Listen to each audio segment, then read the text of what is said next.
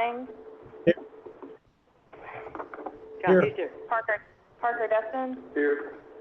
David Drysdale. Here. Michael Francis. I'm here. Thank you. Rick Gonzalez. Present. David Hoyt. Here. Kathleen Kaufman. I'm here. John Phelps. Here. Clifford Smith. Here. Frank Terraferma. Here. That's everybody. We have a Wow. Thank you. Thank you. Great. Thank you very much. First I'd like next to let's introduce ourselves, the commissioners, and then we will go to the staff and guests. So Parker?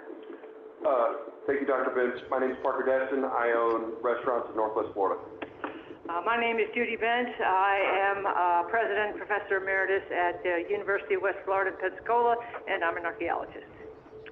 John Phelps, retired, formerly Director of the Historic Capitol Museum and Legislative Staff. Frank Terraferma, local here in Tallahassee, political consultant type, I guess you would say. Certainly a very interesting history. Kathleen Kaufman, former director of the Florida Trust for Historic Preservation, former preservation chief for Miami-Dade County.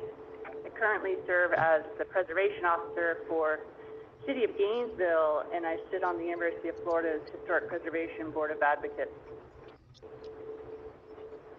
All right. Several online. Oh, the commissioner's online. Yes. Sorry. Yes. Let's start with, I don't know. Speak up. It's hard to hear in here. It is. Let's see. Cliff, why don't you start with introducing yourself? Thank you, Judy. I'm Dr. Clifford Smith.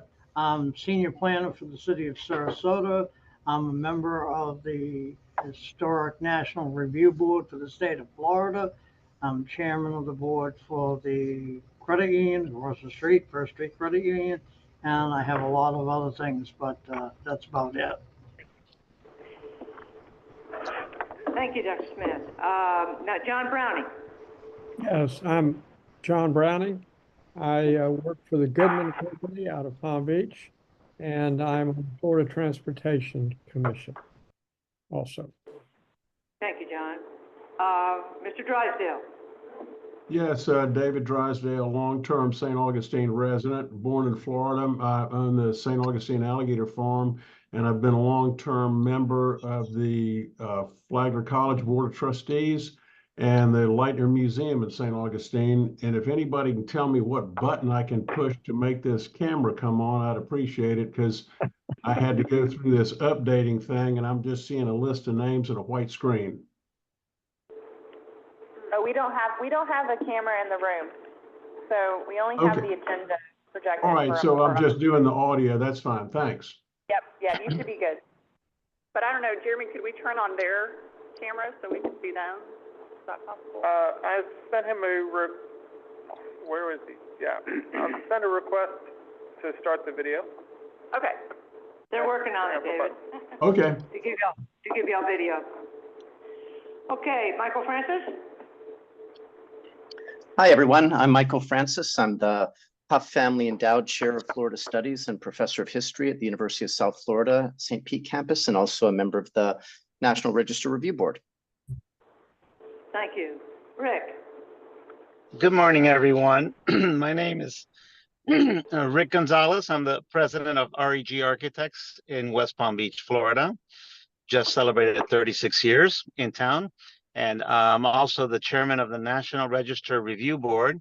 And I was prior involved with the Florida Trust and the Advisory Council of Historic Preservation.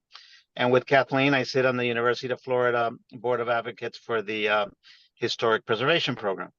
Thank you. Thank you, Rick. David Hoyt.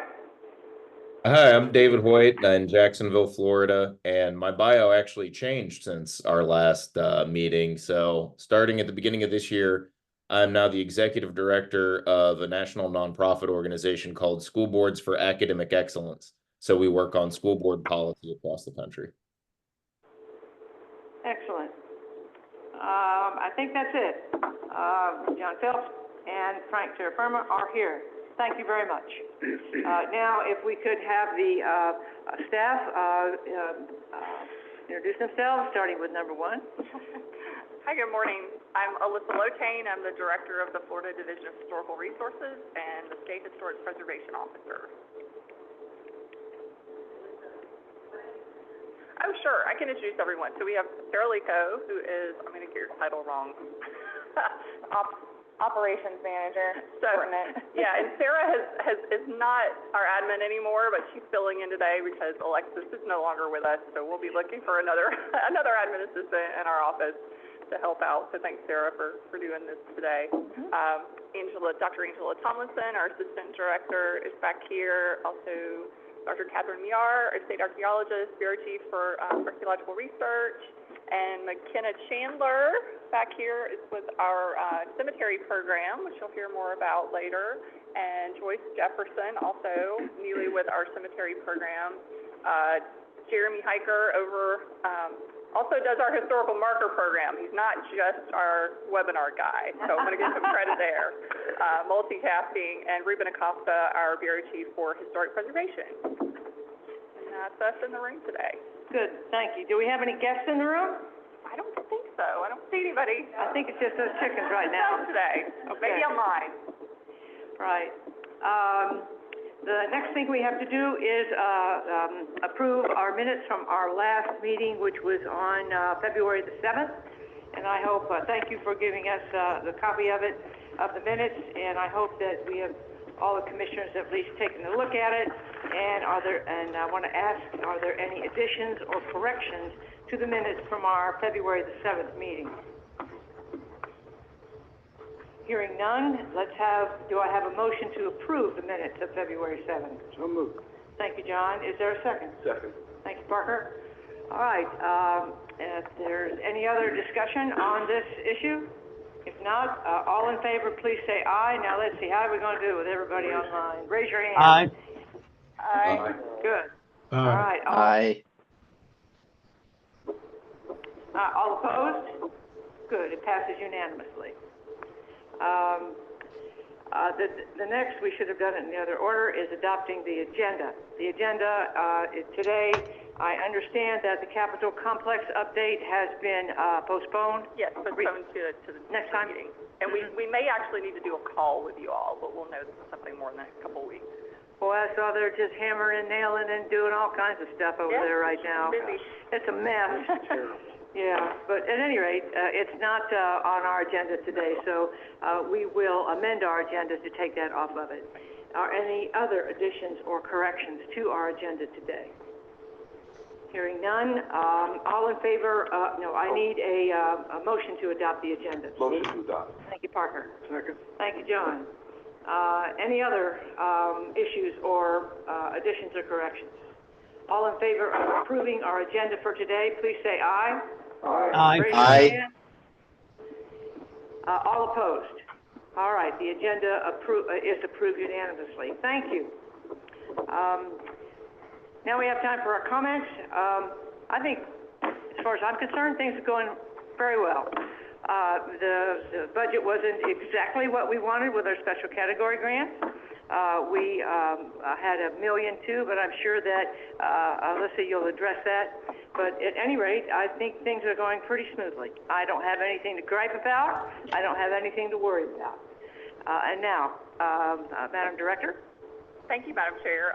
It's been very busy. Everything has been going well, but it's very busy. I want to say Happy Historic Preservation Month for you all that got to come to the event last night. We had the unveiling of our mini log cabin capitol, our model of what we think that, as close as we can guess, that the original capitol looked like. And that was made by Conrad Bryman, who's one of our artisans in the museum fabrication shop.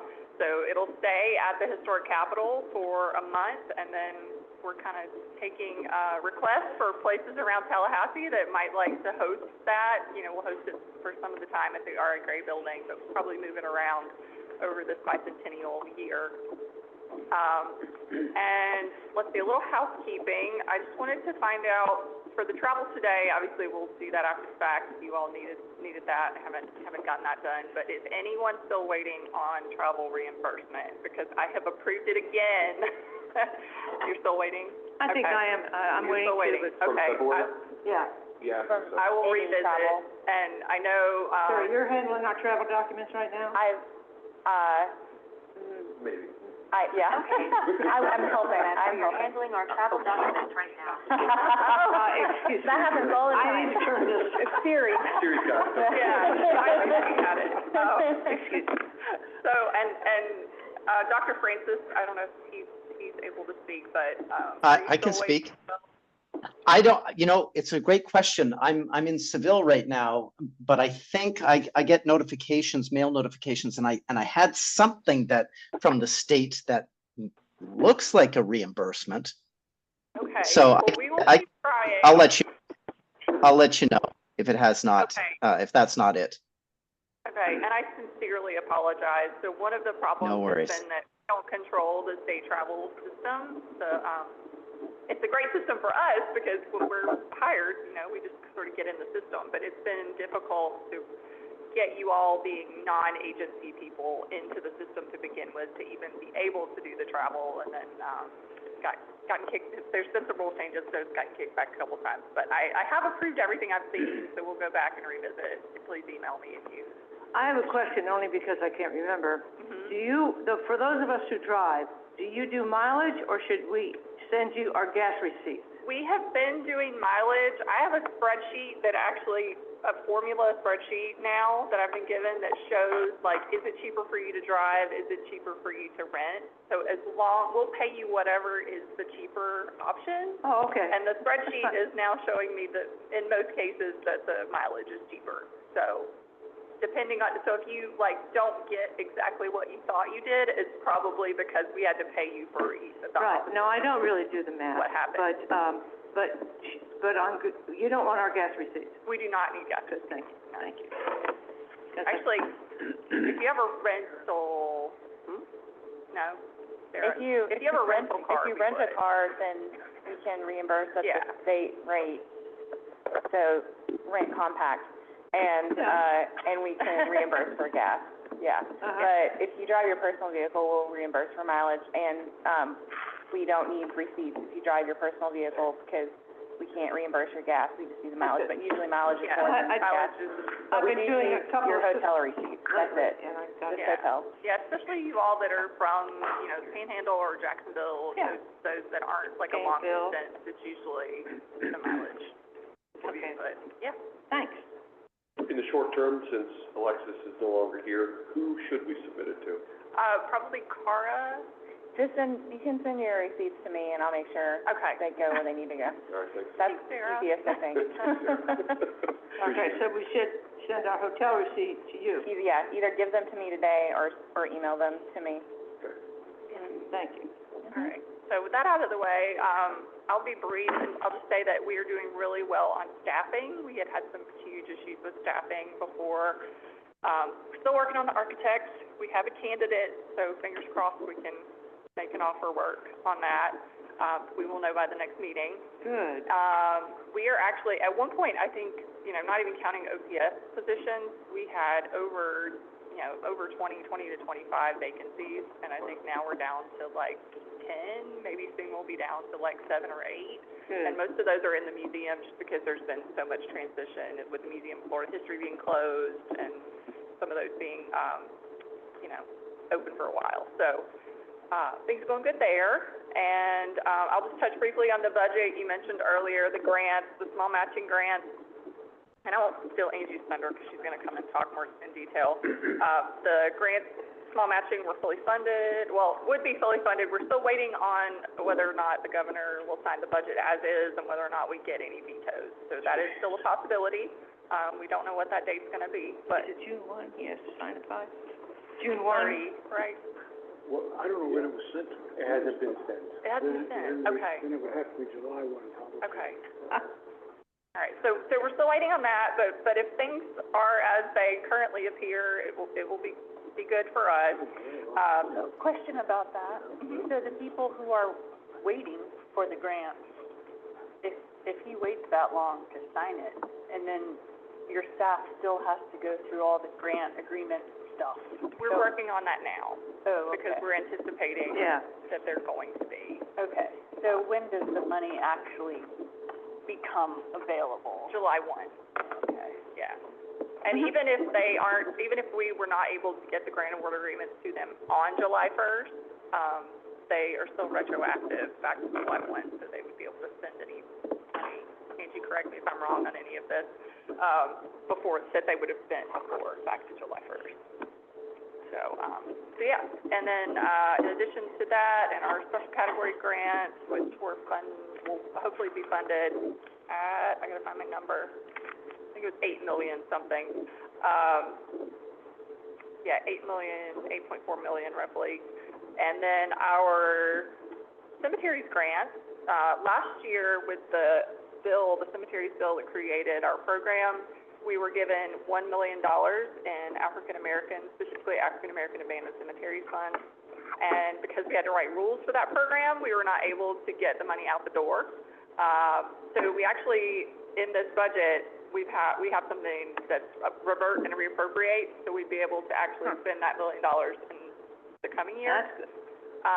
But also, there's another $1 million for another set of African-American cemetery grants. So we'll be having another cycle for those because That's in the current budget year? yes, That other yeah. million? So another $1 million, and so we'll try to get those out as quickly as we can to do those current year, now that we have rules in place. And let's see, the last thing I wanted to touch on in the budget was that the lead abatement money that we had requested. We had originally requested about Yeah, 10 million. I think we got 3.5 last year. We got another 7 in the budget this year. So that would Is that right? help us with all the, especially Brokaw McDougal, which has a lot of lead paint in there that has been peeling and needs some attention. And all our properties really just needed a lot of maintenance with that. And then finally, the artifact facility, we're still continuing on the planning process with that. Put that down here where you came in, when you came into the mission. And so with the conservation lab, it's in the other piece that we've kind of been waiting on. And so we had requested $7 million to add on the conservation lab to the project. And because we're not really that far, or at the time the legislature met, we were not that far along with the other artifact facility project. They gave us, or recommended that we get 3.5 million. So we at least can get started on the conservation lab and do the planning for that, because it's gonna be cheaper to do all of that at the same time, rather than have to have contractors go out and remobilize. So I think that's all of my I announcements. have 2 questions. Sure. One, the conference report reduced the special categories grants by, $1.5 million, something like that. I thought the 2 houses had already fully funded the category grant, so that was a decision made by the conference committee. Am I right? So I'm gonna let Angie speak to that. Yeah, if I remember correctly, the House was always lower than the Senate, and so, the number, I don't know this to be why, but the number that was included in the final budget this year is the same as the number last year, which fully funded last year. So I think they might have just used the number from last year, even though it didn't fully fund the list this year. It's the exact same, allocation. What worries me about that is the change in the rule that's going to raise the amount that can be applied for in the future. So we need to probably put the legislature on notice at this point that to have a larger figure next year as a result of that change. I don't really have, at this meeting, I don't have an update on how many, I actually looked yesterday, and the cycle is currently open. It closes June 3rd for small matching special category and abandoned African-American cemeteries. No applications have been submitted as of yesterday, which is not unusual. Usually, we're halfway through. It opened on April 1st. We're halfway through the 2-month cycle. Usually, we might have had a handful submitted by now, but there's a lot in preparation, preparing status. So I don't know how many actually requested that $1 million. But yeah, the the maximum amount for special category was increased to $1 million this year from 500,000. Madam Chair, one more Yeah, question, sure. if I may. When is the Museum of Florida History going to open again? Or where are we? Yeah, I actually just realized there was a couple more things I didn't update you on. One of those was the museum master plan project that we have going on right now. So by the end of this fiscal year, we'll take delivery of a master plan. So that won't be full construction documents, but it'll give us at least an idea of the topics we want to cover, kind of the flow that people will take, and we'll have renderings that we're able to show of certain exhibits. So actually, we just had them all come to town yesterday. We had several long meetings with our vendor, and so they're at 50% documents on that. They'll finish that up this Have the fiscal year. structural issues been resolved? That is not in my wheelhouse, so I'm only vaguely aware. We have until December 31st of 2026 to spend those funds, so something's got to happen, but my understanding is that they have not come to an agreement yet on exactly how the project will take place. There's the solution that they want to do for the drainage. Apparently, the issue is that there's just not enough slope from the building out to the street, and so short of taking the roof off the museum, they're trying to come up with some other things, and I just don't know We if had that the same problem with the Capitol. really.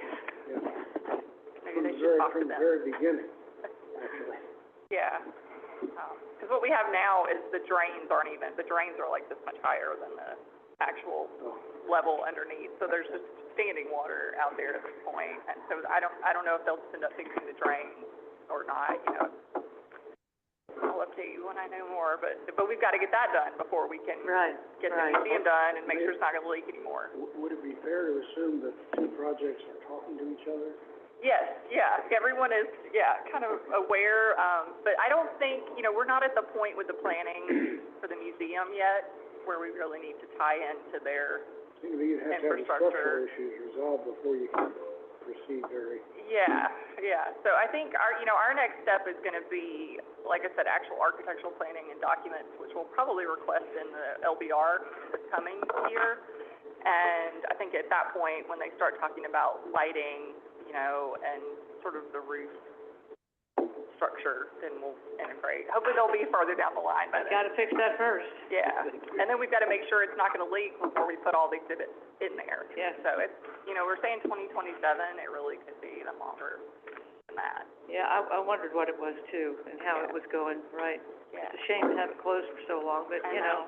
But we're trying with our other sites, we've got the Mission, we've got the Union Bank now, and the Grove, so we're really trying to publicize the other things that we're doing. And then the last update I forgot was about the Florida Black History Museum Task Force.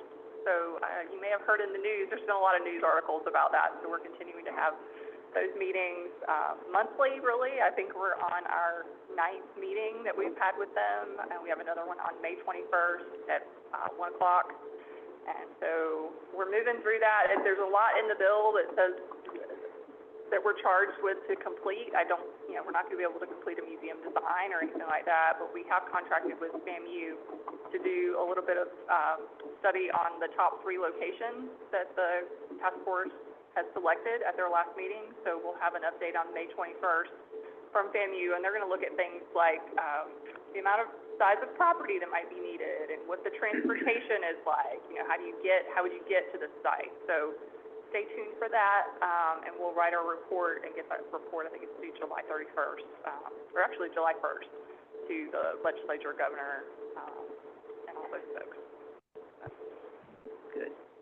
Good, thank you. Are there any other questions? I have a question Sure. about grants, but maybe, do you want to wait till the grant update to discuss it, or? Let's wait till it's the grants time, right? Well, you're right, you've been busy. I had one question, Madam Director, about the conservation lab. That's going to move here eventually. It's in the mix now, right? And if we get the funds to start planning, that'll help it along. Will DHR continue to have that space in the gray building? I think in the meantime, yes. I'm not sure what the ultimate use of that will be, honestly. Right. I don't know that it's really suitable for offices so much, so, maybe further storage or something, but Yeah, it Yeah, is we kind of haven't weird really, space. haven't really talked about it, Okay. honestly. Just curious. Yeah. Okay, any other questions or comments? Well, thank you very much.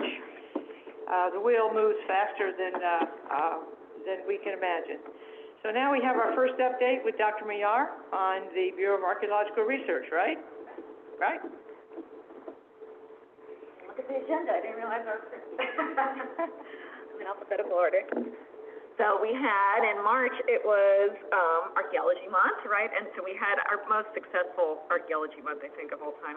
It was here at Mission San Luis. We did it on a joint day for Free Day, and we got over 1,000 people attending. And we had everybody from the Bureau of Archaeological Research, everybody here at Mission San Luis had different, I gave a presentation, other people gave presentations, and different events that people could go to, and things to engage in, and it was great. So we're going to keep doing that every year, and I think build from that onward.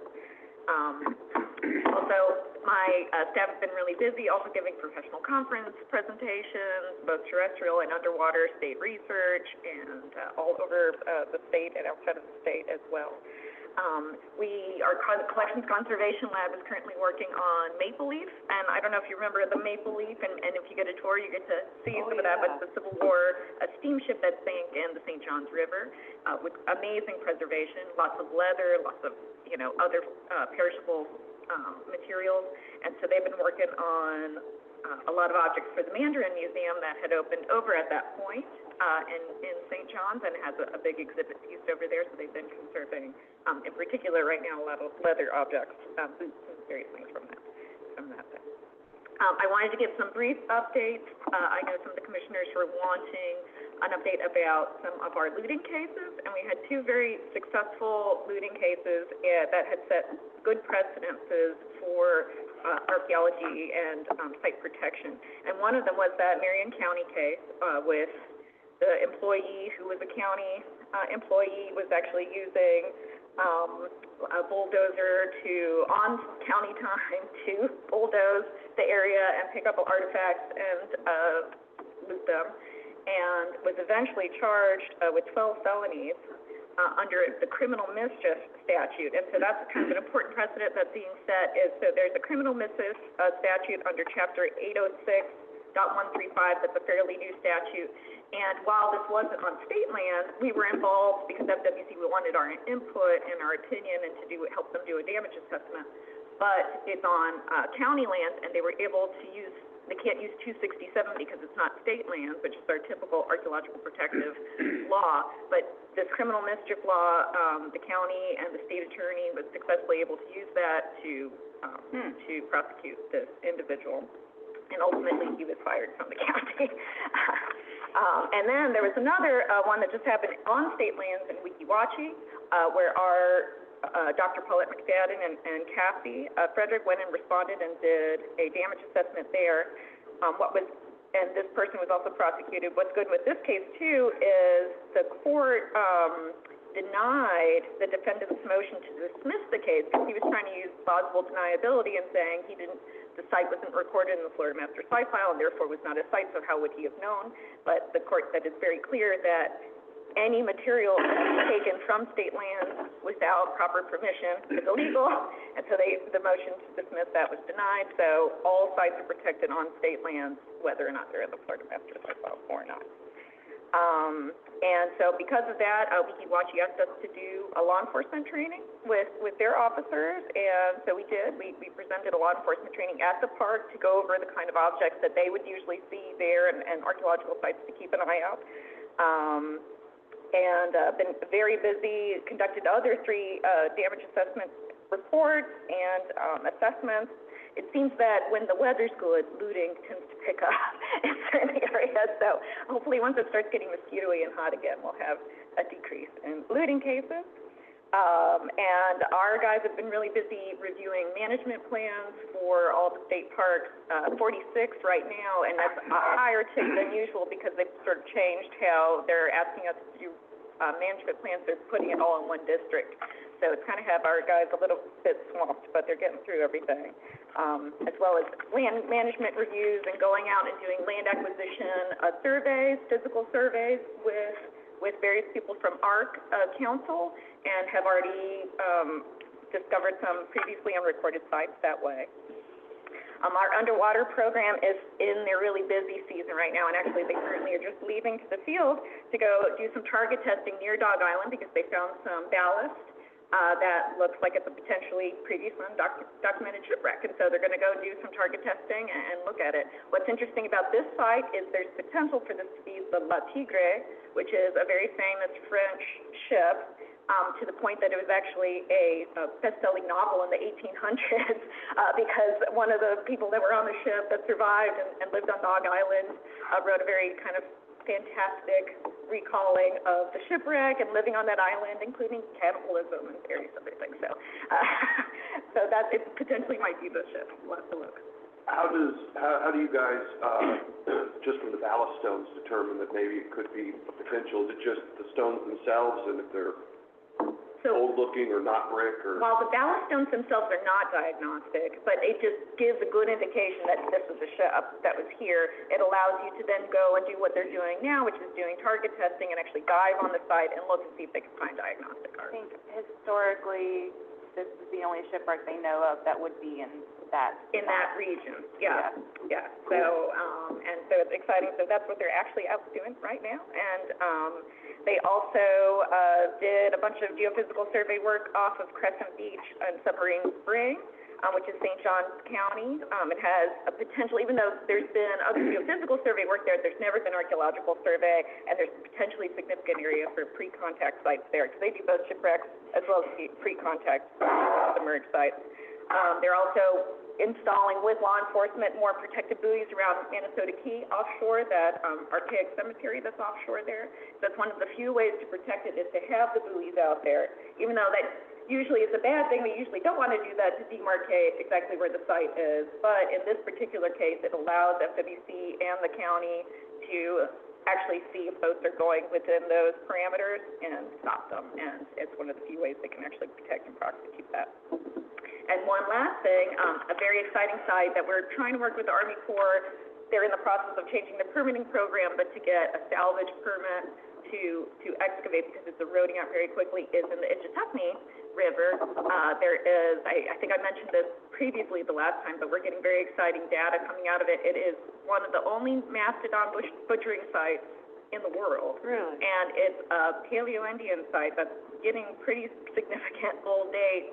And, but it's eroding out, it's also getting looted, so we're working with FWC to get game camps up to check on the site and to do some archaeological excavation out there, but very exciting. Is it like the one in Wakulla?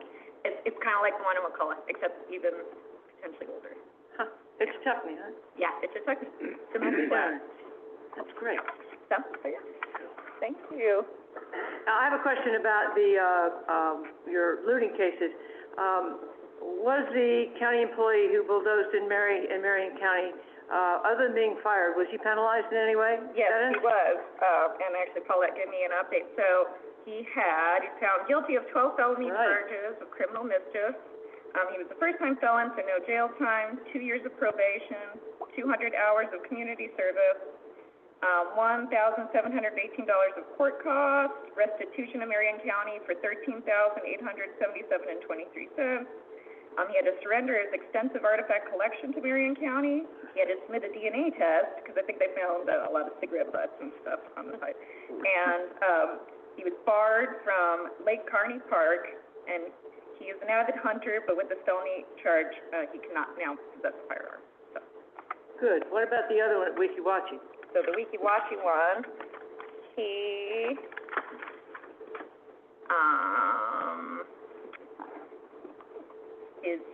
he's also a first-time felon, so no jail time, but 2 years of probation, 50 hours of community service, $906 court costs, restitution to the state for $2,535. He also had to submit a DNA test, and he's barred from the preserve during probation. He's barred from what? From the preserve, from the Weeki-Wachi preserve during probation. That one was much smaller. Yeah, that one was much smaller. The other one, the reason why he also got so much felonies also is because the amount of time accrued that they even caught him on camera with game cams going out with the county's old on work time, and he was living That's egregious. at the He should preserve be in for jail. free. He was But living anyway. in county housing on that park for free, and had so. That's good. And he potentially had human remains in his possession. Madam Chair, Yeah. is it fair to assume the people who are doing all of these digs illegally are aware of the penalties that are associated with them? Yeah, some of them. I mean, some cases, you have people who really don't know, because there are some, we're trying to get the word out. We're trying to work with EPAN and other groups to, especially with metal detecting and other things. People just get confused of what the law really is, and things are called the treasure coast, and there's a lot of things working in that direction, but you can very easily determine who's doing it on purpose and who isn't, and they usually hide their things, or they'll have They know they shouldn't be doing it. and they're going out, and some of these guys are repeat offenders, so, and it's obvious that they're making a lot of money off of this stuff, because they'll pay the restitution and then just go right back out and do it again, so. And didn't you say that some of them are involved in other illegal? Yeah, and a lot of cases that you see with this, and I've been working now with the many sheriffs and other things, there's a lot of drug money also involved with black market looting and selling of artifacts. And particularly meth is a big one, but there seems to be quite a bit. There's usually when you start making a certain amount of money off of artifacts, it ends up going into different sort of violations. The Manitoba site, did you say that was an offshore cemetery? Yes, it's an offshore archaic cemetery, about 8,000 years old. Right. That's an amazing position, but is also getting eroded out now from different hurricanes and natural things. So we're always keeping an eye on it, off of Sarasota. And so, yeah, we're putting buoys out there. And speaking of human remains, I didn't give an update of that, but we've been very busy. Another uptick, I think it's also the good weather, but at least 30 cases in the last 3 months, so it's been Right. And we promoted, Dr. Stone Wolford to assistant state archaeologist, so Yes. now Katie has a little bit of. Yes, so Dr. Sam Milford, who you're going to meet if you come on the collections tour, is now our first deputy state archaeologist for the state of Florida. And there's precedence for it in other states. He's now the 17th deputy state archaeologist in the country. And he's already doing a fantastic job. So he's amazing. Yes. I feel like you could have your own reality show. Instead of dog, the bounty hunter, we could have cat, the looter hunter. And question, so, and I'm sorry if you've told us this before, but part of your protection of the sites and trying to catch looters in whatever fashion you do, is part of that, do you ever go online on eBay and other sites to look for people selling the stuff? Oh, yeah, and a lot of people will bring that to our attention too. Hey, this person said that they got this out of a river and that they're selling it, or because they'll say authentic Florida Indian artifacts. Exactly. A lot of times they just and they're also, a lot of these people tend to want to they like the attention, and so they'll put YouTube videos of them looting. And so it ends up being themselves a bit, right. Yeah. Same thing with human remains, we find a lot of that online. Well, what they also try to do by showing themselves digging and, bringing artifacts out of the mud with YouTube as well as Facebook and eBay is it authenticates them. Exactly, They're not fakes. Right. So that's a big deal on the pricing. That is, right. But those become evidence. Right. Oh, yeah. Right. If you can find them. With more of these cases actually getting to restitution and coming to fruition, though, I'm hoping that also ends up sending a message that this is, Yeah, back in the day, under federal, I forget the regulation, on federal property, they are able to confiscate the looter's truck, their equipment and all of that. Does that play into the state's situation? Sometimes, depending on where they're looting and how much they've looted before. I know that there's currently a case that I'm working on with the sheriff's office that they're about to check to see if this individual has more things in their house and confiscate them, and depending on where they're from, if they're not from state lands, then we can't really accept them unless it's human remains, but, it sometimes would play that we end up receiving things here. Good, that hurts them too. Yeah, exactly. Right. Sure, John. Do you think the penalties are sufficient to be a deterrent? Because you mentioned some pay the penalty and then resume. Yeah, well, so it all depends. I think some of them, like for these guys being first-time felons, maybe, you know, it's, and the one guy now has lost his job and quite a few other things. But, yeah, the other ones, it doesn't seem to be a deterrent. But maybe I don't know, they can eventually get jail time, because if they're repeat felons. This may be something that needs to be brought to the legislature's attention. Yeah, yeah, The penalties can be easily increased if necessary. right. Under those circumstances. I hadn't thought about that. That's true. Having a felony on your record is bad enough, Right, but it's not like going to, you know, jail. exactly. I think in some cases, I mean, Paulette has sort of a formula that she follows, that she recommends to the state attorney. And Yeah. it's up to them, you know, how much they want to go after, and I guess the judge, how much they actually. So for instance, at one, yeah, and so we do it based on volume of soil that is removed and how much it was calculated if you had, and we're not even doing CRM level salaries, but just with state, you know, Right. individual salaries who were going to excavate that same level of soil. And for the first case, because of how big it was, how extensive and how long over time it was over $1 million. We, under our calculations for restitution, but they dropped that down to $13,877. Who gets the funds when there is a restitution? Does the Department of State receive those funds? So that one went to Marion County, because that was on county lands. Now, the WikiWatch one, that comes to the state general revenue. General revenue. But we don't have any way to actually. Well, Is it I'm for- suggesting that maybe it shouldn't go to general revenue. It's probably not enough to worry about with respect to general revenue. But it could help to enforce if the money were used toward enforcement against Yes. those activities. Yeah, And that would be a simple matter of changing the law. that would be great, because if they could go straight to FWC to help with law enforcement or something. I think if it went to us, it would be conflict of interest, but, if it went to FWC to help, you know, what they need to do, I think that would be Yeah, we as a great. commission might wanna do something about that, because it seems to be just as rampant as ever. Yes, oh, yeah. If Yeah, anything, it's and, picked up, yeah. so, adding some more teeth to the penalties, might slow this Yeah, and, be good for the entire state's, history and prehistory. exactly. So let's put that on our agenda to think about, have a discussion about Okay. next time. Yeah, that'd be a good idea. I'm ready to vote for that now. Yeah, and Kat, and Dr. Mayar, you might want to put together some sort of summary figures for us. Sure. You know, I'd be happy to. how many, you said there are what now, 30, looting cases up, Oh, I'll have to get with Paulette, but there's a substantial uptick, yeah. That's right, in it, and, a sort of a overall damage assessment? yeah. Yeah, that's a good Oh, idea. yeah, I'll get you those numbers. Yes, well, I mean, that's kind of what the commission should do, is to identify where problems or situations where we as a commission Right. can make a recommendation to the director and move it up to, the channels, if indeed it, you know, we all think and you think it's warranted. You know, we don't wanna overstep, but we don't wanna understep, we don't wanna allow something like that to go on, Yeah. when indeed we could do something about it. Exactly. No, You know, I would be agree. great. That's totally our role, because we can suggest to staff all these great things, but staff can't really.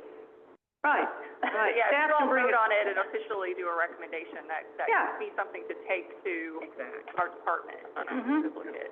And it's a long time before the legislature, and I'm sure you'll let us know what the deadlines are when we need to have something together, and, like we did with changing the grants, we could form a subcommittee, we could, look into it. But I think, if the, commission at least gives nodding approval to that, we can put it on our agenda and bring the commission up to speed on the issue. Right. I mean, I just got an email that my legislative budget requests are due May 31st, so I would say the sooner Oh, it's the too late. better. Oh, yes. So if you want to think about doing that, maybe even between this Yeah. meeting and next, putting together a group. Yeah. Maybe having a You might want report. to have a Zoom meeting or something. We could have a Zoom meeting, Okay. right? Special topics, you know, Okay. 1 hour, only one thing. Yeah, Yes, and I can get you those numbers as soon as possible. good, good. Thank you so much. Because if we don't act, it's just gonna get worse. And- Exactly, Right. right. Yeah. And a couple of precedent-setting cases with stiffer penalties, will send a big message out there. I think so, very much. Mhm. Bulldozers on sites on county time, I mean, they will do that, They will? I know. Very accounting thing. They do it on federal property. Some of the worst collectors are on military bases, right? Employees, Yeah, federal employees. exactly, right, the ones that Right. are actually supposed to be protecting the parks are, yeah. Yeah. Yeah. Thank you. Thank you. Thank you. I forgot to ask, are there any other questions for Dr. Mayar? No. Okay, thanks. Mr. Acosta. Bureau of Historic Preservation. Good morning, everyone. So, historic preservation continues to work. We haven't burnt down to the ground, so that's always a positive thing. So I'm just going to quickly review some of our highlights. One of the cool things is that we've made significant progress on filling our vacancies within the Bureau. So, site file, for example, is now fully staffed. Yay! Which has been an issue for years. So we've got 2 new OPS over there that have been handling all of the day-to-day, working with the public, filling requests and things like that. And that allows Chip and Chris and Emmett to work on bigger projects for the site file, processing all of the documentation that comes into us from the grants program and from the compliance section. So that's always a positive thing. We also selected a candidate for the CLG coordinator position, which that's a big thing too, because that position's been vacant for a year and a half, almost 2 years now. We've just had a lot of difficulty finding a qualified person, and we had one several months ago, but then they had to turn us down due to changing circumstances. So hopefully that paperwork will be completed, and by the next time you all meet, I'll be able to introduce them to you all, and we'll have someone who's dedicated to that program because it continues to grow. I think that by the end of this year, we'll probably have the 3rd largest CLG program in the country. Is that right? Yeah. No, I mean, we're in That's terrific. We're in the mid-80s right now in terms of CLGs, and the 3rd largest state has like low 90s, thereabouts, if I remember correctly. And then we currently have a position open in our grant section that we're going to fill internally. We have a kind of a career ladder built into the that program right now, so we're promoting people within after one of our veteran grants managers moved on to work at DEP. So, but we're working through that, and thankfully we now have tons of experience in dealing with that, so it makes things a lot easier. Like I said, CLG program is growing. I mean, I just processed an application at the beginning of this week for Temple Terrace, so hopefully we'll be able to move through that, and they'll join, and they'll be like our 86th CLG. And then I've spoken with Zephyr Hills and Polk County and Brooksville about joining the program, and Polk County should be submitting an application within the month. So I anticipate at least 2 new CLGs this year moving forward. National Register, that program continues improving. So we've been figuring out National Park Service due to staff changes at the federal level and how they are reinterpreting a lot of their program guidelines and things like that has put us back a little bit in terms of National Register listings as they sent things back to us for revision. But we now have a much better understanding of what our reviewer expects, what the overall program expects at the federal level. So I anticipate that moving forward, the nominations that we're going to be sending to Park Service will essentially be just approved, and we'll move on. For example, from the last National Register Review Board meeting, we successfully listed the big ones from that one. So Lodge and Hut in St. Johns County got listed, and then the 2 big ones were Newtown in Sarasota.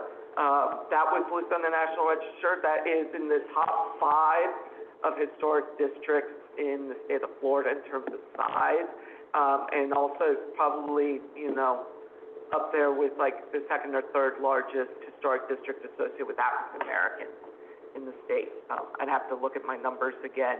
I know I provided them to Dr. Smith. He was critical in applying for the National Park Service grant that funded that project so that they could get good consultants to put that together, and we managed to carry that across the finish line for them down in Sarasota. So I'm really happy about that. We also successfully got Loxahatchee listed on the National Register, and I'm really proud of regarding that one because I had one of my staff members, Andrew Weber, who worked really hard on that with Christian Davenport, the county archaeologist down in Palm Beach County, but also with the Seminole Tribal Historic Preservation Office and their one of their historians over there. I believe his name is Scheidecker, his last name, I forget his first name. But they were instrumental in making sure that we were providing an up-to-date, inclusive history for that very important site of battles from the Second Seminole War. So, you know, that's going to be, that's really good for our program, and we're going to have our next National Register Review Board meeting this afternoon with lots of, you know, a couple of really good properties on that, including an African-American school, a Madison Training School, which is also the site of one of the few African-American junior colleges. So that's actually going to be the first time that we recognize one of those properties. We also have an architect-designed house that was designed by Neil Schweitzer. And then we also have another property that is escaping my head right now. But if you stick around and view the meeting, you know, several of you are on that board, you'll get to learn all about those. I've also been really involved with our Main Street program. We're busy planning our Main Street conference. It's going to be in July this year here in Tallahassee. So I encourage you looking into that. Registration is already open. We're going to be hosting it at the DoubleTree downtown. We have a good set of speakers on a wide variety of topics. I'll be doing a preservation tour as part of the conference, showing off examples of historic preservation here in Tallahassee. So that's one of the big preservation conferences that's being held in Florida this year. The other one is NAPC Forum, which I also encourage you all to look into. That is the premier conference for local historic preservation, and so we've been involved in the planning process, and myself, Alyssa, and several of our staff are going to be attending and presenting. I've also been organizing a couple of tours for that conference as well. So I'm really excited about that. That's national level attention at what we do for historic preservation here in Florida. I think it's super important. So with that, let's see here. Oh, and it is Historic Preservation Month. So it started yesterday with our event at the Capitol. Actually, this meeting and this afternoon's meeting are all parts of Historic Preservation Month activities.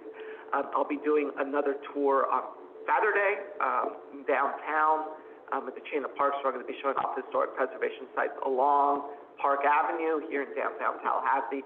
So if you're in town and you know you're free at 11 a.m., I'm going to be meeting everybody in front of the bankruptcy court, the fountain over there, to kind of just talk about all the stuff and you know all the buildings that move around and you know how to look at buildings and that type of stuff.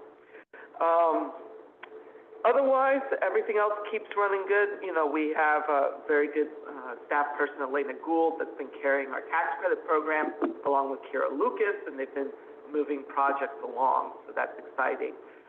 Elena will be attending National Park Service training in July in Indianapolis, which is going to be great. Park Service, the last time they provided this type of training in person was like back in 2017, 2018.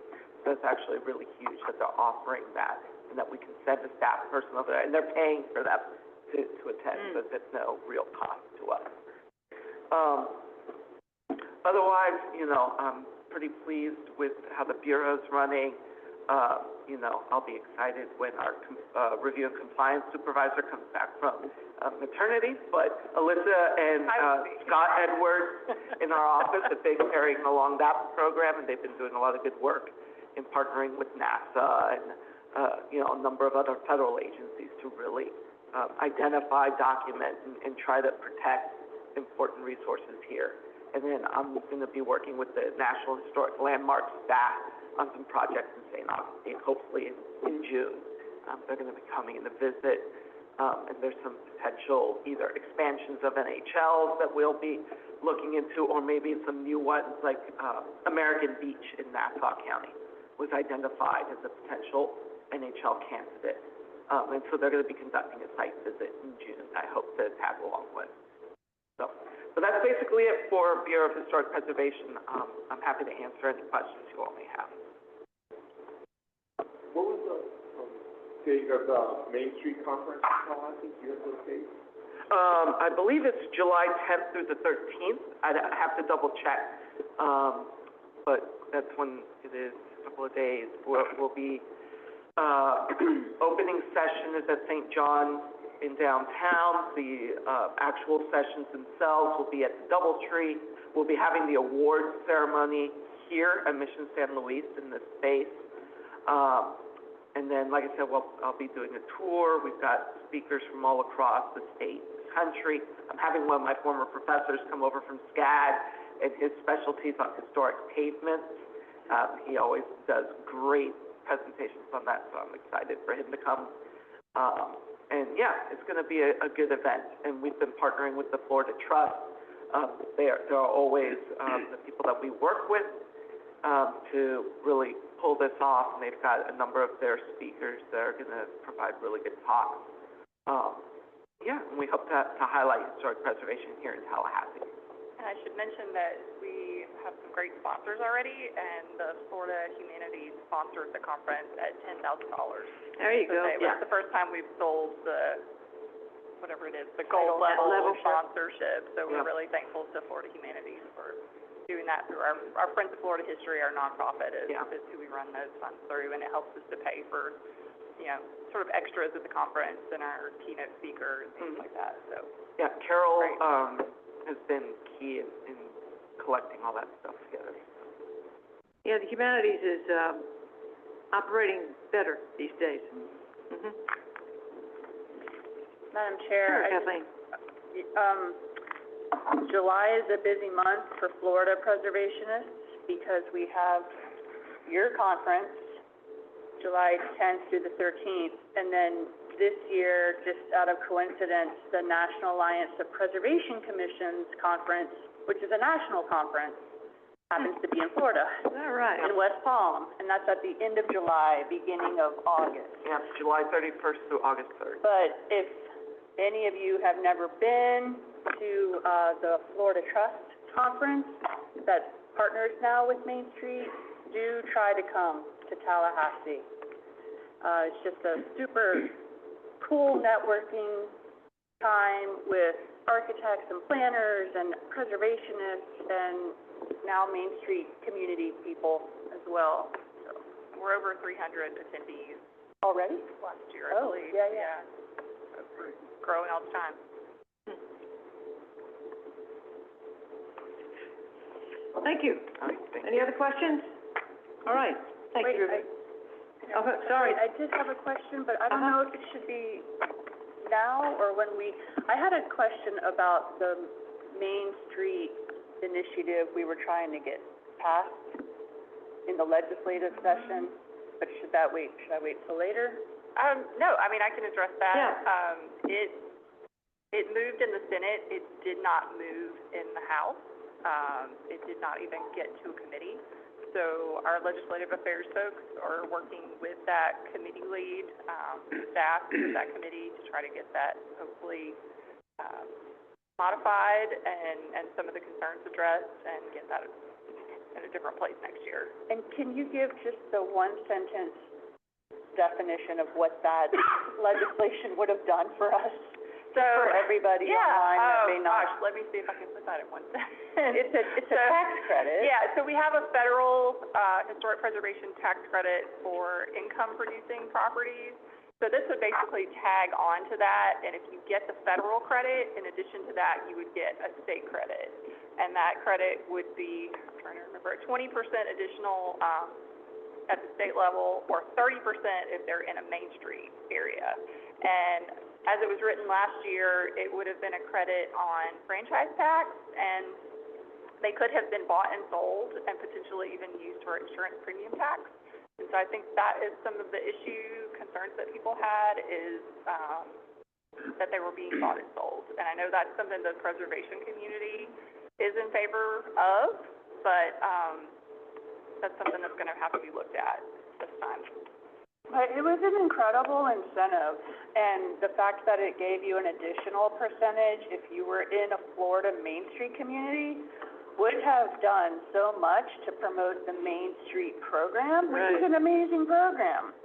And there's many communities, particularly like mine in Gainesville, that have waffled over the past many years, the past decade, over whether to become a Main Street community or not.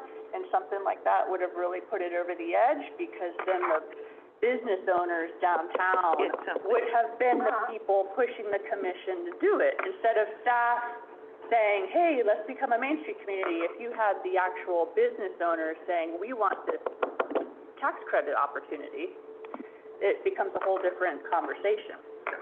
So instead of, okay, I don't know why we always do this, but session starts and we all see what a show it is.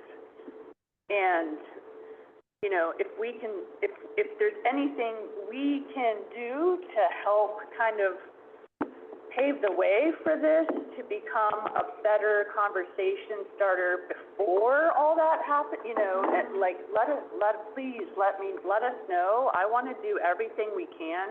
And it seems like every year, correct me if I'm wrong, those of you that are the legislative gurus in the group,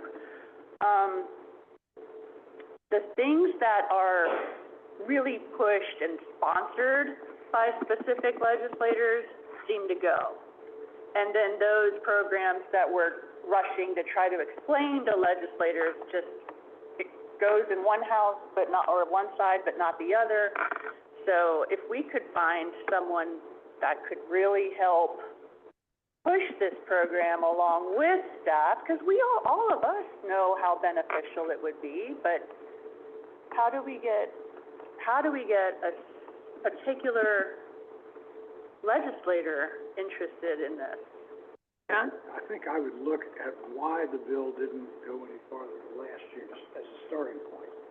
Kinds of questions that came up and whether there could be amendments made prior to introduction of the bill that address those issues. So get the questions out of the way before the bill is filed. It's always a good idea, Kathleen, I think Frank would agree, that the sooner you can talk to a legislator about these kinds of things, the better. And in the House, where you have a limited number of filings by rule, the Senate doesn't have that problem, but the House does. Getting someone in that chamber to introduce the bill as early as possible would be the benefit.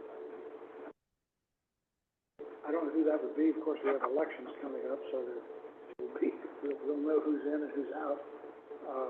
But right after the election, I think Frank probably would be a better person to recommend someone along those lines. He knows the current legislator better than I do.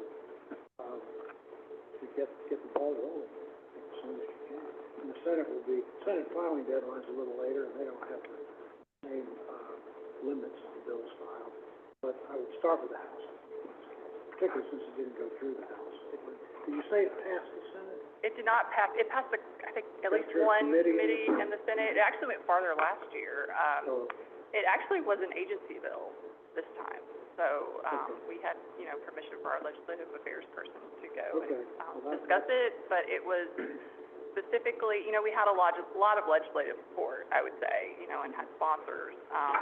I guess it was more of a staff concern and a specific committee that we just needed to address some concerns that they had. Well, that's another thing. I think if the staff stay the same, or if whoever the new ones are, I would get on their radar early. We're working on that. We're working on trying to amend and take care of their questions and get it to a place that they're happy to. And instead of just telling you all these great ideas, if there's anything we can do as a commission to help with that, just let us know. I mean, I think just keep supporting it once it does get its committee assignment. I would say, encourage the legislators who are sponsors and our people to sign on. I think that's important. Getting more legislators Getting more to people sign to on sign on, I as think sponsors. would be great, and to vote for it as well. Well, we need to, this is Rick, if I can say as a practicing architect, it is so frustrating. Every year we try, every year we fail. And we are leaving so many opportunities on the table. For example, in Palm Beach, the Paramount Theater, you know, which could be a $40 million historic preservation project. If they had access to the state historic tax credits, you know, it would be so much more feasible and the project would be underway. Instead, it's been struggling for 2 years. So, and like that, many communities across the state. And a very important point that Kathleen made in reference to the Main Street program. This would be such a boon to the best quality places that we have in Florida.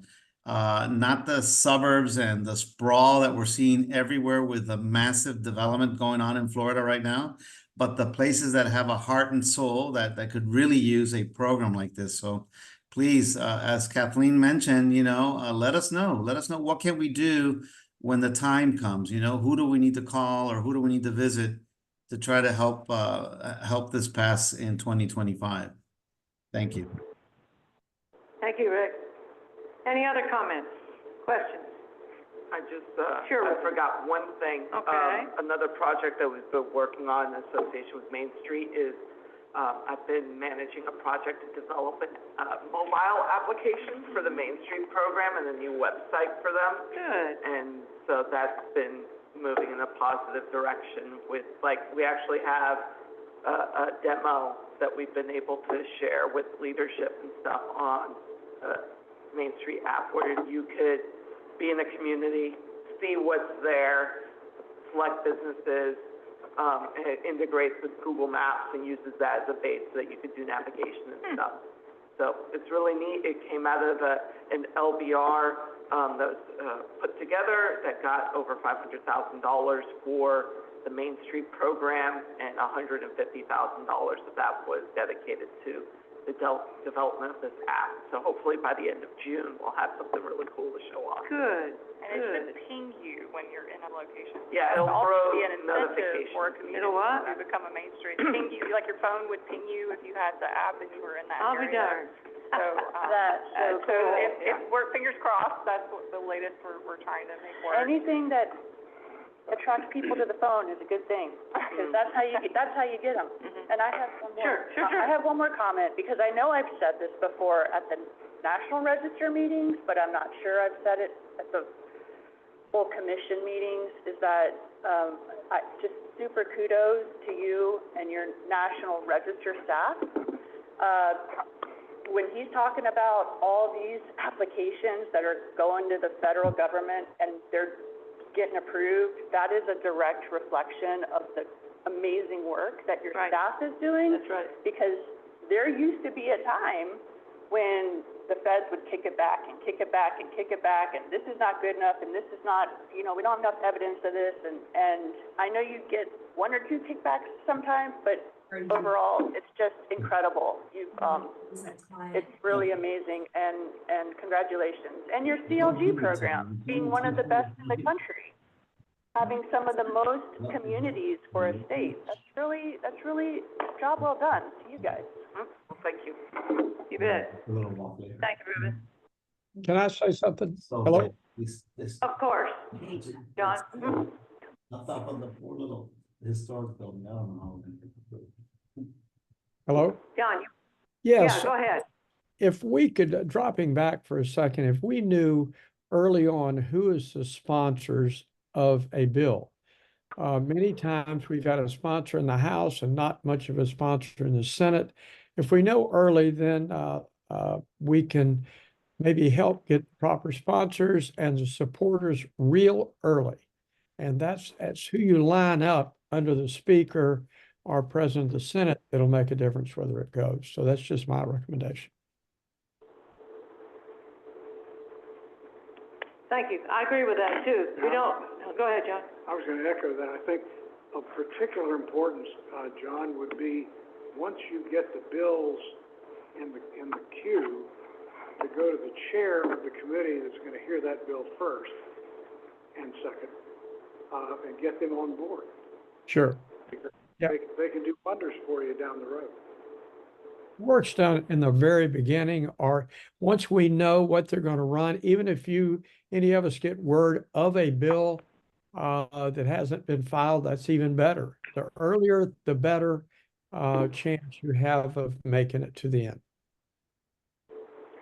Right. We'll make sure that once we have a good draft of this, that you're able to see that Okay. as we're working on that. I Let know us know. the agency is working on, Right, and what committees is going to go in, you know, that it is likely going to be assigned to, you know that before they really assign them, which ones, That's right. you know. it's been the same the last 3 years, pretty Right. much, so. Right, Yeah. and look and see, you know, and you can look and see who are in our districts. We can look and see who we know, or what staff of what member, we know, and we can begin to do it early. And I know that really counts to be early, and not late, and not when it's crazy. Yeah. Right. And so it just shows good planning, you know, it's really helpful. So I agree with you, John, that the earlier we, the commission, know, how we can help and, how are things are lining up, we will. Okay. Kathleen? Yes. Question, clarification for sunshine law stuff. If I, as a Florida Historic Commission member, prepare a letter to legislators on a particular issue, and maybe I want some input from another commission member who has way more experience with legislators than I do, am I allowed to reach out to them by email if it's I know we can't email the whole board. You can't email each other either. We can't email each other. Can it Nice. come from staff? I think depending on what it is, I think we could share and sort of get input, but our legal would probably say, you know, we're also not supposed to be like the go-between between two people and back and forth, so. Yeah, that's right.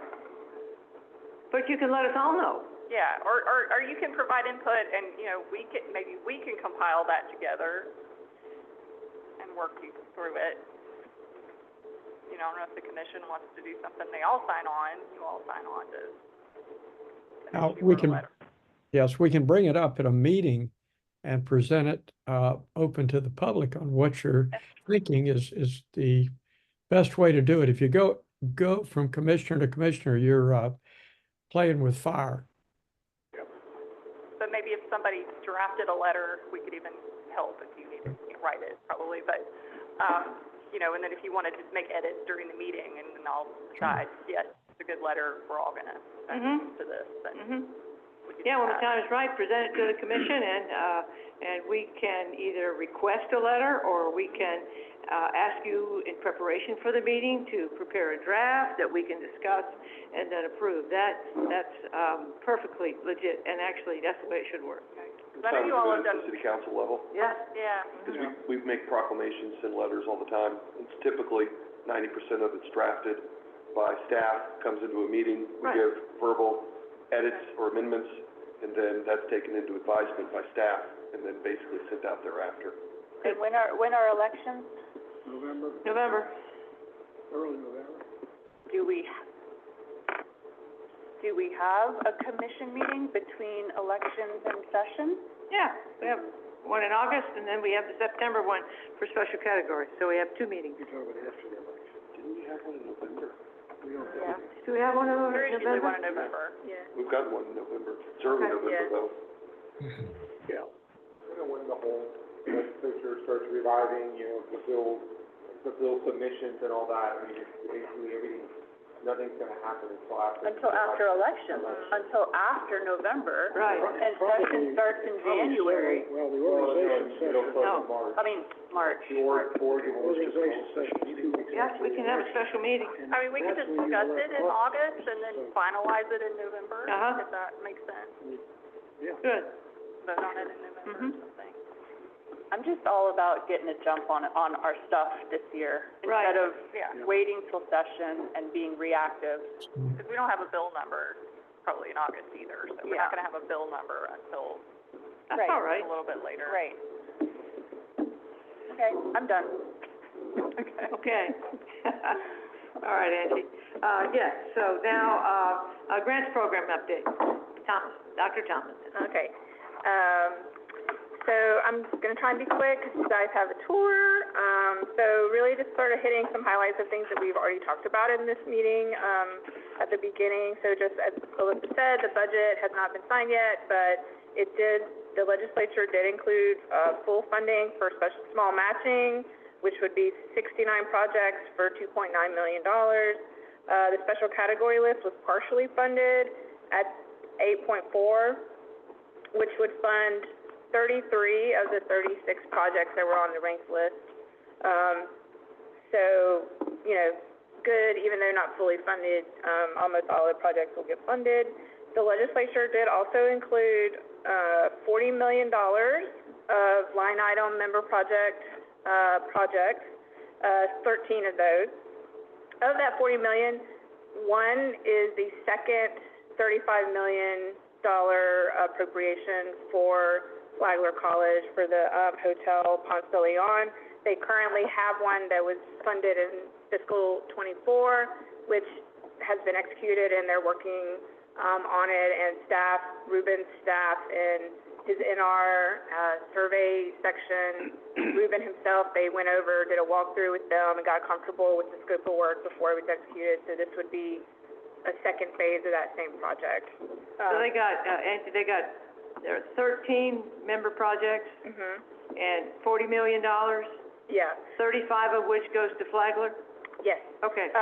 Also, 3 of those member projects are small matching, so 10 special category and 3 small matching. Of interest to you maybe is, of those special category member projects, only of the 10, only 1, 2, 3, half of them were over $500,000. The rest of them fell within our $500,000 threshold, and only 2, 3 of them were over $1 million. So it's interesting, like one of the reasons I think the commission recommended increasing the cap, right, amount that could be requested to $1 million was to try to maybe encourage people to apply and not request member projects. But a lot of these projects are under that $1 million already, so we'll probably still continue to see member projects come through. But again, some of these might get vetoed. I'll update you on that in the next meeting. We also did, as Alyssa mentioned, receive an additional $1 million appropriation for the Abandoned African American Cemeteries Program for fiscal '25. Because we're sort of like trying to catch up with the appropriations, the applications that we're accepting right now in this grant period for the cemeteries applications will actually be used to fund will actually be funded in fiscal '25. Technically, we're in the fiscal '26 application cycle, but we're going to go ahead and fund those as soon as they get ranked this summer. And then continue to request, hopefully we'll get into a cycle where we're treating that program like we're treating our other programs, where we have a cycle in the spring, we include the ranked list in our LDR going forward. But we're very glad that they're funding the program, those grants. And just speaking a little bit, just mentioning quickly that we are fully staffed for the cemetery program, the historic cemetery program. We have 2 of our staff members who just started this month here, just to get the lay of the land, McKenna Chandler and Joyce Jefferson. And our cemetery program supervisor, Patty Myers, is traveling. She's actually presenting down in St. Cloud, presented last night at their Historic Preservation Month opening event. She presented about the program in St. Cloud. So she's getting out and doing a lot of outreach already for that program. So we're real excited about it. Again, the cycle is open. It closes on June 3rd, and that's for all of our grant programs. As I said, nothing has been submitted yet, but for small matching, we have, as of yesterday, we have 23 in preparing status, 31 in preparing status for special category, and 3 for the cemetery program. And then once the cycle closes in June, staff will be spending the next several months doing technical reviews, RFIs to ask questions of grantees, and then we'll be having our grant panel public meetings in August and September. So just to remind everyone here, special category is scheduled for September 25th and 26th. So add that to your calendar if it's not already. That's a Wednesday and a Thursday. You know, depending on how many applications we get, we might be able to finish in one day as we have in the last several years, or carry on to the morning of the second day. And then just lastly, the rule updates, which have already kind of been mentioned, we did increase this year the funding request maximum for special category to $1 million with a, to go along with that, the match was decreased to 50%, so they don't have to match 1-to-1 for $1 million. And scoring criteria was updated based on your recommendations last year. And then just generally for our archaeology projects, we also made changes to our rule grant guidelines that small matching survey grants for archaeology should just be phase 1 to find and bounce archaeological sites. So anything that is going to be, phase 1 to a limited phase 3 that would be doing more excavation or ground disturbance would come before the FHC as a special category grant. And we're also now requesting full and complete research designs at the application stage that will be reviewed by BAR as part of the application review process. So that's sort of the quick update. Is there any questions? I think Kathleen had one. No? Okay. Sure, John, yes. Would you mind reviewing the scoring changes? Because I know Kathleen's subcommittee worked very hard on this, and you said that will now be a part of the this review. Yes. Review. So, so generally, instead of 10 criteria that are scored each separately, we have 3 broader criteria for more points. So historic significance is weighted higher at 40 points, up to 40 points. Community impact, need, and educational potential is one broader category that's up to 30 points. And organizational administration and their technical ability, and that also includes the quality of the application itself, is one broad criteria that's up to 30 points. So the scale is still 100 points, but you have a little bit more latitude within each of those 3 criteria to take into account multiple things, instead of having to give 10 points on each of 10 criteria, up to 10 points on each. Right, we have a meeting in August, right? At that meeting, it'll be just before we implement the scoring. Could we have, I don't want to call it a workshop, but could we have on our agenda a detailed discussion of the new the new scoring? We can do that. We also generally, so every year as part of the application cycle in the summer, once we have finished all of the staff reviews, we release those applications to you, usually 4 weeks. We give you a month to review them. And we'll do a webinar just for you all. It's not a business meeting. We always do a webinar to go over it. So we'll do it there. And we can also discuss it, remind everyone at the August meeting as well of the criteria. I see. I'd forgotten about that because I haven't had to watch it in a long time because it's changed. Right, so we'll have a webinar. Oh, we're going to have to watch it this time. I will, and I want to, right. And let's be sure to put that on the commissioners, notify the commissioners of it as the webinar. It's different. And it's better, but we have to know the system, so attend the webinar. Yeah. Good. And the scoring itself will look the same in the system. You'll just have 3 criteria instead of 10, which hopefully that will address some of your concerns about how to allocate your points, and also give you a little more latitude to take different things into account within those larger criteria, broader criteria. Yeah. And didn't we also change, like, how many times you could apply within so many years? No, the application restrictions are the same, but we did increase the So previously, you could only receive up to 1.5 million in special category funding over 5 years, period. Now that is at 3 million over a 5-year period. But it's still, in terms of how many applications you can submit, it remains the same, that you can only submit one in a cycle, per cycle, unless you have separate budgetary entities like cities or universities do. It's gonna be interesting Yeah, this time, right? That's good. That's good. let's hope it works. Yeah. Well, if not, we're gonna be on the hot seat. Yeah. Well, if, you know, you can always, it's a learning lesson. If things go great, if not, you can do another subcommittee and adjust. We're not the rules. We're gonna make it work. We'll make it work. We'll make it work. All right. Okay. So Any heads other up, questions? commissioners, it's gonna be different this time. Yep. Right, we're all gonna be basically newies. So, All righty, thank you. thank you, Angie. Thank you.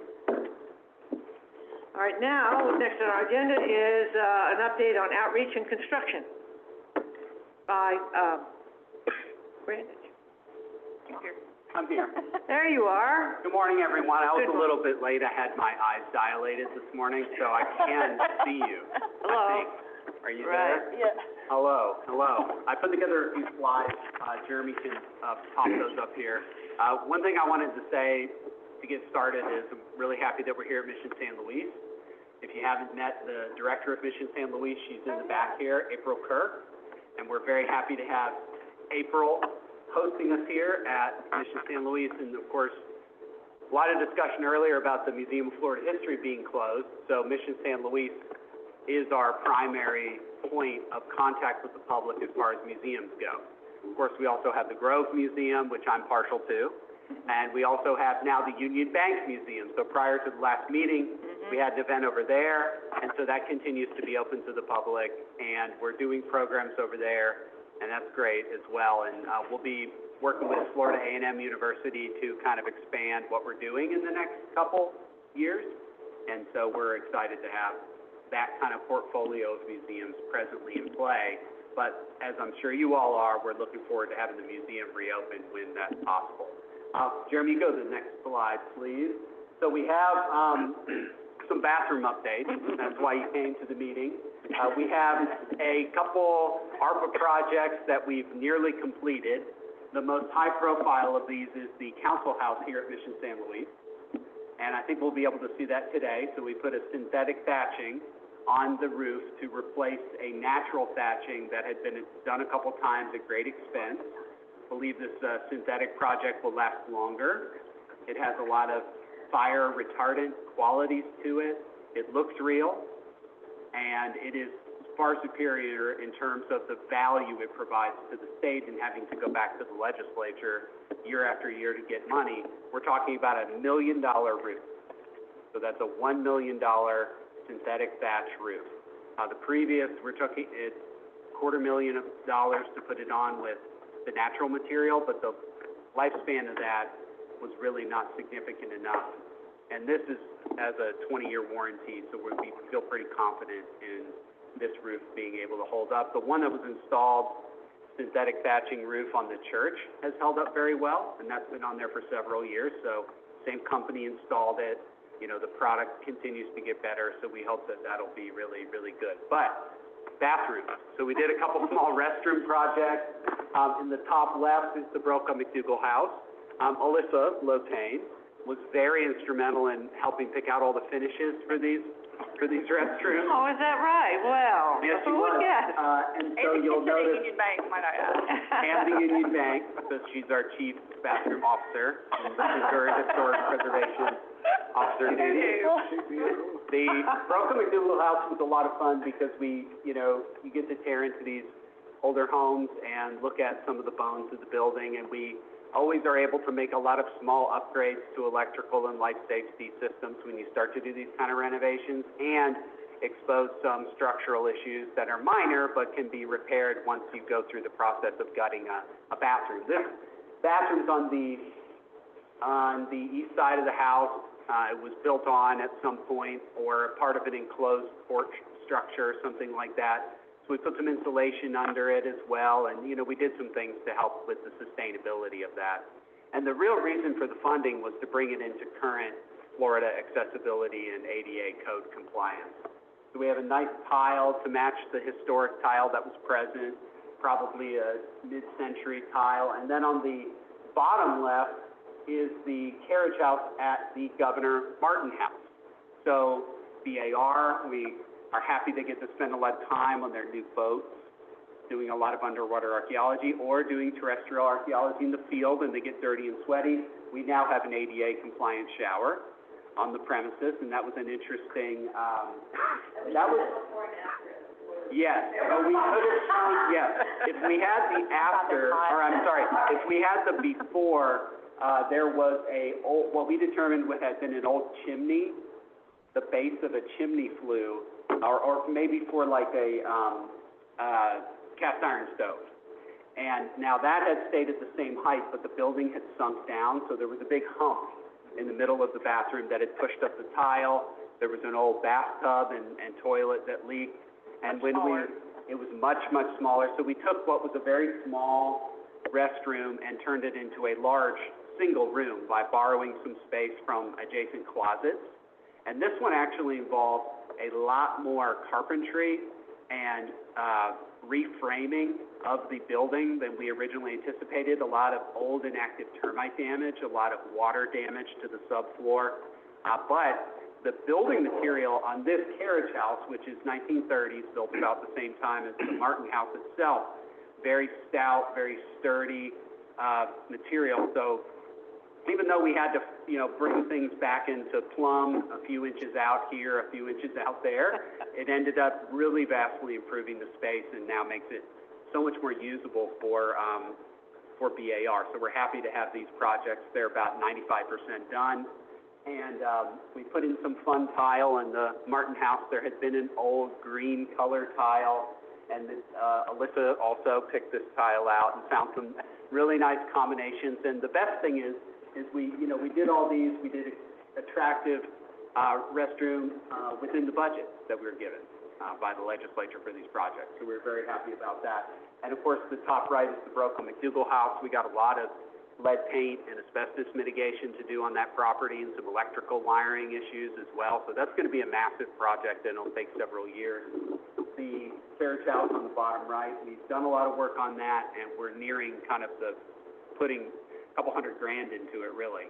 And it's, 1,000 square foot frame structure, but we've done everything from clean out the crawl space and re-insulate the attic to disable a lot of unused utilities and things like that. So we've invested a lot of money in that property as well. And at Germany, we can go to the next slide. And here's, of course, the council house at San Luis.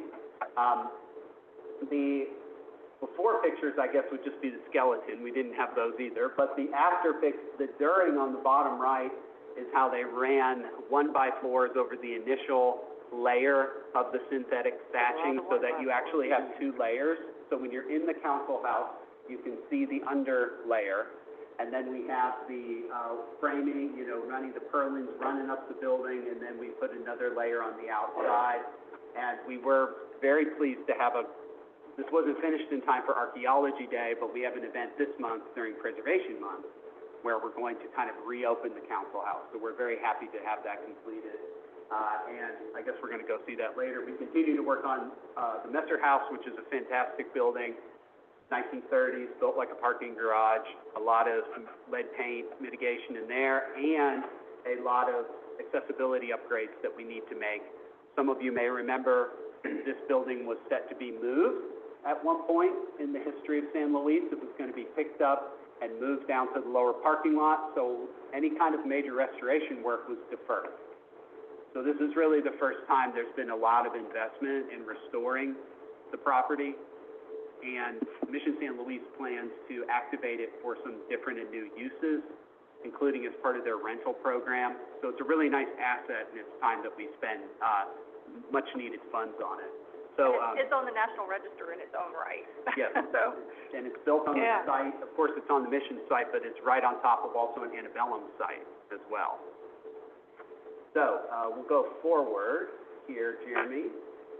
Frank last night came, and Parker came as well. We went to the historic Capitol. We had an unveiling of this replica of the first territorial Capitol here in Tallahassee. It was a log cabin used in the 1820s. One of our museum artisans. These pictures don't really probably do it that much justice, but it's really, really cool. It's on display in the rotunda of this historic Capitol during Preservation Month. Conrad Brayman, who's one of our museum artisans, made it, and he made everything from the figures. There are little barrels, there's an axe, there are hinges and things like that made on the doors that he made, fashioned out of hand. And I'll tell you one very quick thing, because we have to go to our tour. On the far right is like a dossier, like a leather case. He made that out of the husk of a magnolia seed. So this guy is super talented. He's done amazing work for us over the years, and this is just kind of an example of the types of things the museum continues to do. Even though they're closed, there's a lot of work the museum does to support other institutions. We were picking up a temporary exhibit in Havana the other day. We do a lot with small museums in the traveling exhibit program. So things like that continue despite the museum being closed. Florida History Day is coming up. Some of you may have been bothered to be judges for that, which is a big effort on our part. So there's a lot of things that fall under Museum of Florida History, even though it's closed. And Jeremy, we'll go to the next slide. Ruben said it's National Historic Preservation Month, and we always put together a real good slate of programs here at Department of State, so I wanted to run through those very quickly. I will go to the next slide, Jeremy. So we had last night what is an annual event at the Historic Capitol known as Rotunda Rendezvous. And this last evening's program, Secretary Byrd made some remarks. We unveiled the cabin, and we had a good evening. Good turnout. Also good turnout by Department of State staff as well. Of course, you all are presently here, and it is in fact May 2nd. So we have our meetings today, and this meeting. Florida History Day is on Monday, and that's the statewide History Day contest, and it brings students here to Tallahassee where judges will evaluate their exhibits, their documentaries, their historical papers, and that happens over at TCC, and that's been a long-running thing that we do there. Ruben mentioned he's doing a downtown walking tour on May 4th, meeting at the fountain in Ponce de Leon Park. We have a second Saturday family program that's preservation-related at Union Bank, and this is put on by Museum of Florida History. I'm doing a nature and history walk about emancipation and historical landscape connected to the history of slavery and freedom in this area for Emancipation and for Preservation Month on May 11th at the Grove. We have Homeschool Day that's focusing on preservation here at San Luis, and Homeschool Days are actually a huge day for San Luis. We get several hundred families that come out. They're every other month, and so we've had a huge success in those programs.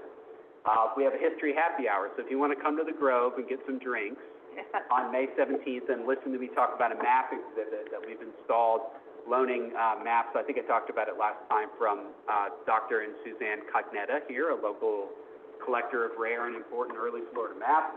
Emancipation Day is May 20th, as it is every year. That's a Monday this year. It's a city holiday, county holiday here.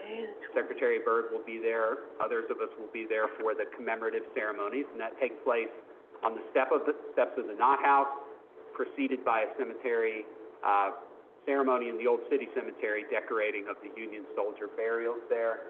And our local GIS employees who work so hard to make some really good products are presenting at our History at High Noon program this month. That'll be at the R.A. Gray building, featuring Marcus Curtis, who's developed some really fantastic applications. History in Your Hands is the website if you want to look that up. The Thatch is back, as you've seen. That's our signature event for Preservation Month. That's going to be on May 31st here at San Luis. It's going to run until 6 p.m. That's a Friday. So we'd love to have anyone who's able to come for that. And that'll be a big, long day of programs, followed by some more kind of adult program in the evening, so families switching to adult. And as was discussed previously, Florida Main Street Conference, July 10th through 13th in Tallahassee, and then the NAPC conference, the forum conference, also discussed. I wanted to throw those dates on there too for you all, July 31 to August 4th. So this is what we're doing in May, so it's a busy month for us. Very similar to Archaeology Month, we try to take all of our museums and pivot what they're doing into that so that we can try to promote that theme as much as possible. So good money from the legislature. Alyssa mentioned that. I won't go over that, but we're really happy to have all these things. And Are any those questions? events already on the website? Yes. Okay. Yeah, we we can just email these put to the you. press release out Okay. last night, and all of them are either, they're like on Facebook and things like that, but they're on our webpage for Preservation Month and in the press release, and then we'll do promotion throughout the month as we lead up to each one. The Yes, John? History at High Noon on May 28th, is that the Historical Society meeting?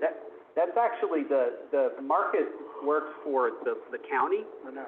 but I know they work with the Historical Society a lot. Yeah. They've used a lot of the, well, I worked with him specifically on a Richard Keith Call project. So, for example, the types of things that Marcus does is, Okay. you know, we wanted to trace, May I assume it's at Yeah. noon? what's that? Yeah, and that's actually the Museum of Florida History. That's our program. It's just that we have different speakers Oh, come yeah, Okay. yeah, thank every you, month. Alyssa, yeah. Yeah. So we've done some interesting, speakers, but he's speaking Where about will it be? Here? it'll be at the R.A. Gray. The Gray Oh, Building. Gray Building? Yeah, it'll be at the R.A. Gray Building, I think in the auditorium, which is Okay. newly, functional. There's new Again, sound in the we have new auditorium. sound equipment. Sound, we have sound. Yes, yes. Wow. Good. And we tested it. I should mention it came up before, but we're in the process of trying to finalize the Florida Museum of Black History Task Force. And so we're writing a final report for that task force. It's due in June, and we have a meeting in May, which I did not put up here. I pulled them the date earlier, but Yes, we can and get then that we to you. have two, I think, at least one meeting in June to kind of get the final report tied up. But a lot of us have been working a lot of hours trying to facilitate the work of that task force as well. All right, any questions? I don't know. We have a bathroom expert and our. Yes, we do. Oh, We have- it's press. I love it. It's my favorite thing. If I could just do that, I would be. Congratulations on the batch of the council house. I came here after our last historical commission meeting with Judy, and it had not even been touched yet, so. Right. Congratulations on how quickly that went up. Yeah. Now, if you could only, pump in the smells of the straw, I would. Oh, right. We'll look into that. It would, Multi-sensory. multi-sensory, it would be complete, but, no, Yeah, we'll congratulations. source we'll source a burning palmetto candle, yes. Well, is the Chief's House on any restoration, list? No. Not yet? I don't think we have any plans to go back and do that one again. Yeah, yeah. It was awful nice to see them both there. I know. Yeah. It's a good message. Mhm. All right. Thank you. Yes, thank you all very You're on much. top of things. Okay, next item is, that's all our committee reports, and so, our next, agenda item is other business. Anything else anybody wants to bring up and talk about? Okay, we've already talked about it. Oh, We bring it up along the way. May I ask you a question? Yeah. I know that we talked about it, perhaps developing a logo for the historic, commission, so we might have letterhead, maybe some badges when we go to political events, that sort of thing. Can we, I don't need an update now, but can we set that for the next meeting so that we can come up with, or just get an update and see where we're at on that? Because I think it's important. We have an internal designer, we could come up with Okay. a few. If you guys just want to show up with one, on the next meeting, that sounds great. We do have a really great design. We're actually in the process right now of revising our Main Street logo, so we're almost there on that one, but we could probably put things together to give you an idea. Yeah. That sounds great. Yeah, there is a letterhead, actually Sarah may know, but it's pretty vague. It just says Florida Historical Commission on the side and had all the And it has names the of the commission commissioners members on on it. the side of it. Yeah. It's not, Well, that's a start, but yeah. we could put a nice fancy I logo on it. saw a post from you guys that, from the commission, for the Division of Historical Resources. There was a banner that hung probably 15 years ago at some meeting, and it looked like there was 3 columns and Florida Historical Commission, and I don't know what happened to that. Oh, you just mean the 3 palms logo? That was your, That's the it's your DHR. Florida Historical Commission, okay. Right, Yeah, right. Yeah. That's the it. commission on the side of it. But we Anyways, could try to come up with something reminiscent or that incorporates that. perhaps. Well, Yeah. I was up at a thing with the Library of Congress 2 days ago. We did a private exhibit of all of their 16th and 17th century documents and items related to Florida piracy. And I was going there and said, hey, I'm Parker, I'm with the Florida Historical Commission, thank you for doing this. But it would have been nice to have had a badge Yeah. or something like that. And I apologize that fell through card. the cracks. I remember having cards we can definitely do. Reprinted ours as well, so. Yeah, yeah. You know, we're out there trying to get people to know what it is we do. Especially when we're talking to political, politicians or, staff. You wanna look official. Yeah, you wanna be official. No, I swear, I'm on the Florida. Right, I mean, they right believe now. us, but Yeah. they can forget us. Yeah. Right. Okay, we'll put that back on the radar. Cool. Thank you. Thanks, Thank you, Mark. that's all I've got. Thanks, good. Anything else that we forgot? Also, Okay. years ago, we used to have business cards and those were helpful. Uh-huh, yeah, we just talked about that, and Alyssa said that's easy. Yeah. Uh-huh. But if we can get your logo done first, we'd Right. like to put that Great. on there too. Good. So the logo first and the business cards, and it's all doable. And we're gonna have a draft for our next meeting in August, maybe, of a What I'm logo? hoping, yes. Good, Yeah. good. Got all Thanks the for bringing things that up. here I I gotta forgot put on that. your next agenda. I've got a whole list here. Yeah, we're building an I've agenda. been going to so many political events recently, I said, dang, I wish I had something. Yeah. I wish I could just go and, no. Uh-huh, I mean, I'll evangelize the commission at every opportunity if I grab anybody who. Yeah, I know And even too. people who don't want to, I'll corner them. At the university, we've gotten these nice name tags that are kind of permanent, they're plastic, and they use a magnet, and whenever the staff is at any kind of event or function, they just slap them on. And so that would be good, that kind, so we could like keep it in our whatever car. Yeah, I keep it in my glove box. Yeah, right. And whenever it's appropriate, stick it on. Thank you. Business cards and name tags. Good. Oh, I got it. Any other business? Hello, my name is. Yeah. All right. Madam Chair, I would suggest, if I may. Yes. Either later meetings in the same site, which I think is wonderful, if possible. Yeah, we like it. And it's a little easier to get into the building and a little easier to park Okay. and all that sort of thing, just for future reference. Oh, I've Okay. always liked meeting at Mission St. Louis. I know, it's really nice. Actually, we thought it was gonna be a little tougher than it actually was, but, we managed, I think we've got the logistics down this time, and we're now comfortable with the fact that the webinar is gonna work, we have to make sure and test everything. Easier for the public to get to us too. if that's- Right, that's true. So yeah, we can do that, or other sites perhaps, but since this one seemed to work well today. Absolutely. Yeah, we do have to schedule the mission room, when it's not, booked, but. Yeah, there are other smaller rooms too. I remember once we met upstairs on the second floor overlooking the actual the site, and that was fun too. Yeah, we've got, actually, you're supposed to eat lunch in one of the classrooms. Oh, good. So that'll be Yeah, it's a great a place. place to see. Yeah. It's a great place. Yeah, we've absorbed all of the staff too in this building, so it's been an interesting, April's done a good job kind of getting everybody in here, because with the Messer House being out of commission and having the lead paint, we had to move everybody over here. So, but yeah, we still got a good space. Yes, thank you for doing that. Yeah. All right, is there any public comment? Anyone from the general public want to say something? If you're online and would like to speak, you may unmute yourself. Anything online? No, I don't currently see Shaking their anything heads, online. all right. Well, looks like we've done our business, so, do we need a motion to adjourn, or do I declare it? I would say a motion, but just to reiterate, we do have the tour immediately Oh, following. yeah, we're gonna go right now. And we have some golf carts available for that, so you don't have to walk all the way out to the fort. And we'll have lunch available up in the classroom, I think, by 12:15, 12:30, but. Can we before leave our that, stuff in here? Yeah. April, is that good? We can shut the door in here? Leave their stuff in here?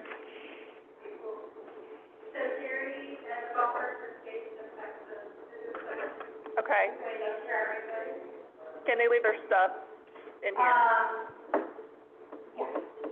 We have no other activity going on Okay. today. We'll shut the doors, you can leave your stuff, we'll have water, hand fans, golf carts. Okay. Sounds great. Yeah, Jerry Lee will be coming over and Good. full experience, so. All right.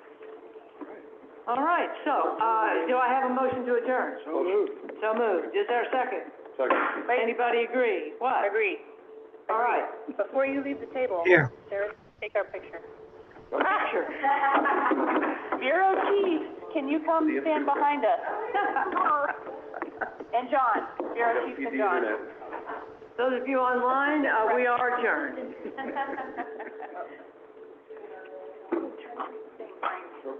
Oh, that way. Stan should be. I don't know. Stan, Sarah, we're. Okay. Turn your name around, right? Behind us, Ruben.